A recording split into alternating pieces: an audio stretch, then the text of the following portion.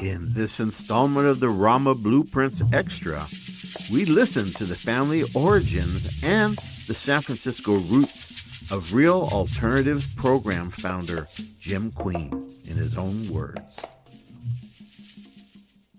My background is that in growing up in Maryland, I come from a group of people called we sorts. We sorts are people that are black and white, mixture, but they don't consider themselves black, they consider themselves white. When my father got out of the service, my mom decided she wanted to pass for white, or we could pass for white. So that's how I moved from where I lived, it was like a little farm I lived on, my dad was in the service, to Tacoma Park, Maryland, where we passed for white. So I couldn't talk about my family out there. You know, we go visit them, but I couldn't say that. Now, what was hysterical was when the garbage men came, other people came, they passed, you know, right? And so my whole experience there was a real confusion about that. And up through high school, then, you know, I have a girlfriend. I couldn't say who I was, you know, right?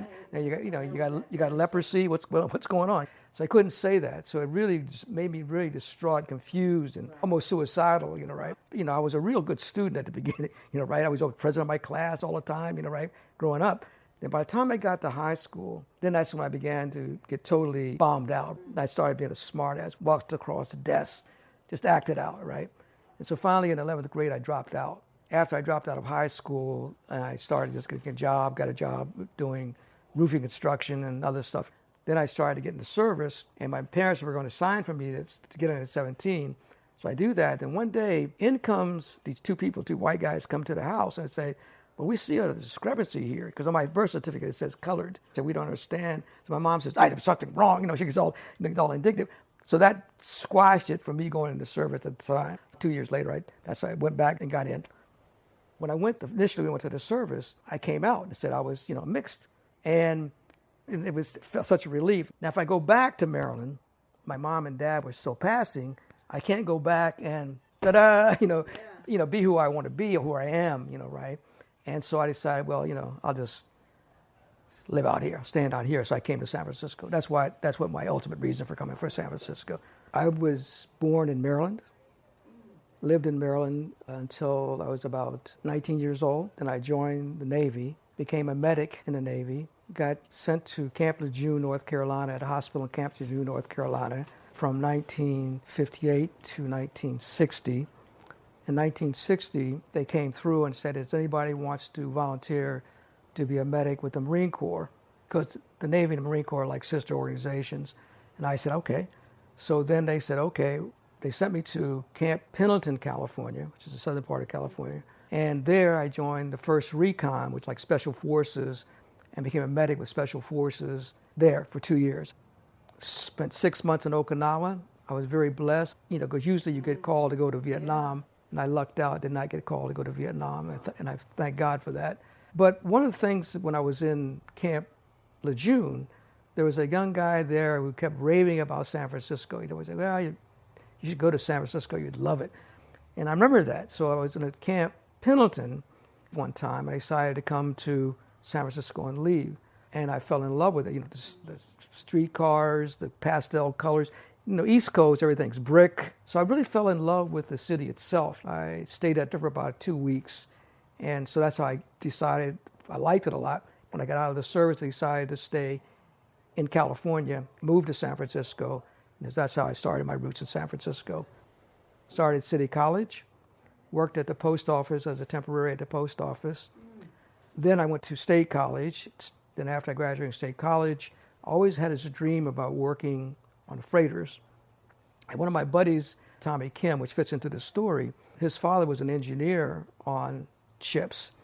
And he said, but it's hard to get into a ship. You have to be fixed. You have to have a union card, or you have to have some. So the only way you can do it is somebody fixes it. So they fixed it for me to get my card.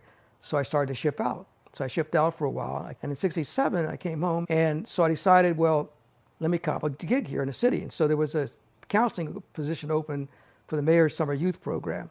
So I became part of the Mayor's Summer Youth Program, started out as a counselor, and the educational coordinator resigned. They made me educational coordinator. The coordinator of the overall thing resigned. I became a coordinator for the overall program and the mission. And I really liked the idea of working with young people. It was first time I'd done that. It was very, very interesting. I liked it a lot. So that's how I became part of that. Listen to these extras to get a deeper understanding of the RAMA Blueprints podcast. You can listen to how Jim Queen began his youth empowerment work and his rap principles and philosophy that he developed for the Real Alternatives program.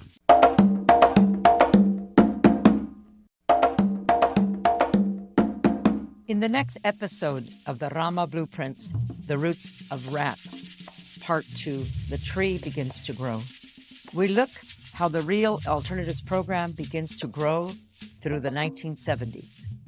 Through the principles of rap, the organization strategically begins to address the community issues and their influence begins to blossom outside of the Mission District. We did some damn good work. There's, I would say, thousands of individuals that you mentioned the word rap, it clicks. They were touched by that program. At some stage of their life, their families were touched. Can you imagine that? The power that you have, that if you need their help, you can call them and you know that they'll come to your aid. You can listen to the RAMA Blueprints wherever you listen to your favorite podcasts, including Spotify and Apple Podcasts. And remember, to listen is to heal. All power to the people.